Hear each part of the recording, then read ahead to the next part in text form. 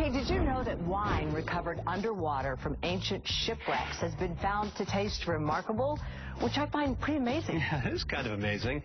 Well, here's how one California vintner traveled to South Carolina to try to capitalize on the phenomenon, minus the shipwrecks, of course.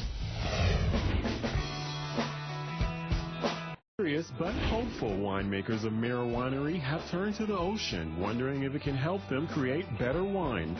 If there's a chance that putting wine in the ocean is going to improve the quality of our wine, we want to find out about it, and it wouldn't hurt to find out about it first. They're using cages specially designed to hold 48 bottles of Cabernet that will have to withstand the ocean environment for 3 months.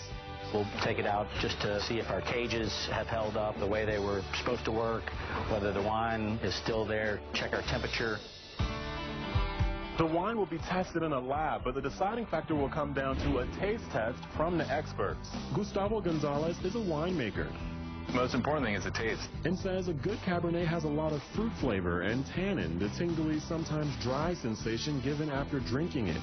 I'm hoping that in 3 months, it's a quarter of the year, we're going to be able to see some differences in the wine. Not necessarily a better wine or a worse wine, but a different wine. They hope the dynamics of the ocean will add to the aging process of their wine, usually done in barrels and bottles.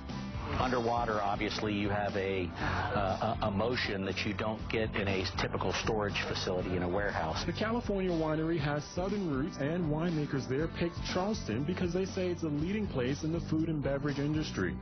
Corey Davis, America Now.